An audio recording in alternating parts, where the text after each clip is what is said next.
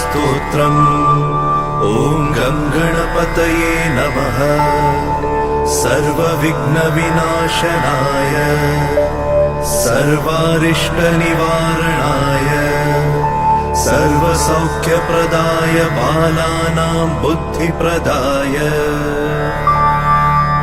नानाप्रकार धनवाहन भूमिप्रदाय मनोवाञ्छित फलप्रदाय रक्षां कुरु कुरु स्वाहा। ॐ गुरवे नमः। ॐ श्रीकृष्णाय नमः। ॐ बलभद्राय नमः। ॐ श्रीरामाय नमः। ॐ हनुमते नमः। ॐ शिवाय नमः।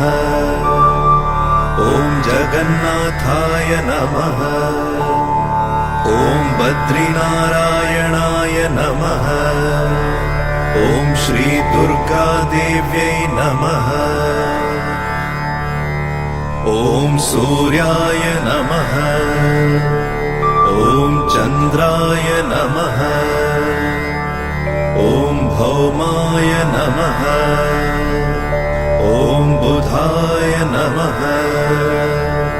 ॐ गुरवे नमः। ॐ भृगवे नमः। ॐ शनिश्चराय नमः। ॐ राहवे नमः। ॐ पुच्छानयकाय नमः।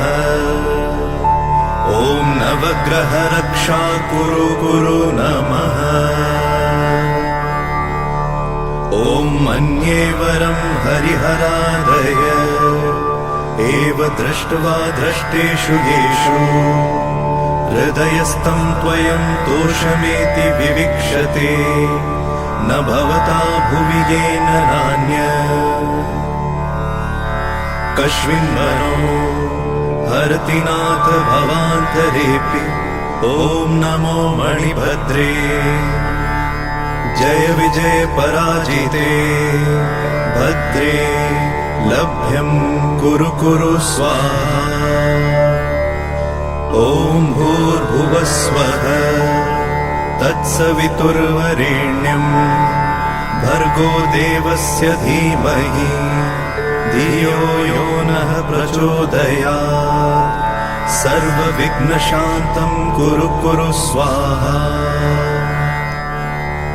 ॐ ऐं ह्रीं क्लीं श्रीबटुकभैरवाय आपदुद्धारणाय महान् श्यामस्वरूपाय दीर्घारिष्टविनाशाय नानाप्रकारभोगप्रदाय मम सर्वरिष्टं हन हन पच पच हर हर कच कच राजद्वारे जयं कुरु कुरु व्यवहारे लाभं वृद्धिं वृद्धिं रणिशत्रुन विनाशय विनाशय पूर्ण आयुः कुरु कुरु श्रीप्राप्तिं कुरु कुरु हुं फट् स्वाहा। ॐ नमो भगवते वासुदेवाय नमः। ॐ नमो भगवते विश्वमूर्तये नारायणाय श्रीपुरुषोत्तमाय रक्ष रक्ष। युग्मदधिकं प्रत्यक्षं परोक्षं वा अजीर्णं पच पच विश्वमूर्तिकान् हन हन। एकान्निकं द्वान्निकं त्रान्निकं चतुरन्निकं ज्वरं नाशय नाशय। चतुराग्निवातान् अष्टादश क्षयान् रागान् अष्टादश कुष्ठान् हन हन। सर्वदोषं भञ्जय भञ्जय तत्सर्वं नाशय नाशय। शोषय शोषय आकर्षय आकर्षय मम शत्रुं मारय मारय। उच्चाटय उच्चाटय विद्वेषय विद्वेषय स्तम्भय स्तम्भय निवारय निवारय विघ्नं हन हन दह दह पच पच मथ मथ विध्वंसय विध्वंसय विद्रावय विद्रावय चक्रं गृहीत्वा शीघ्रमागच्छागच्छ चक्रेण हन हन पाविद्यां छेदय छेदय 84 चेटकान् विस्फोटान् नाशय नाशय वातशुष्कदृष्टिसर्प सिंहव्याघ्रद्विपद चतुष्पद अपरे बाह्यं ताराभिः भव्यन्तरिक्षम्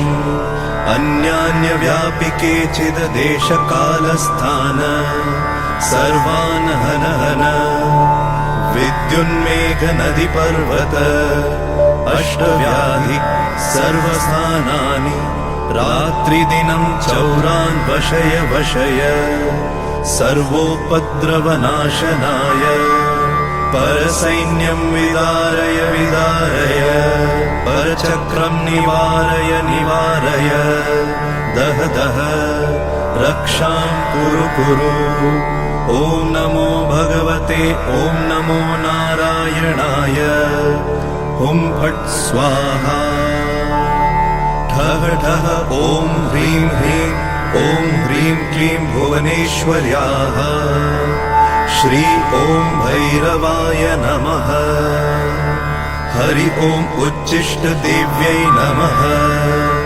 डाकिनी सुमुखी देव्यै महापिशाचिनि ॐ ऐं ठः ठः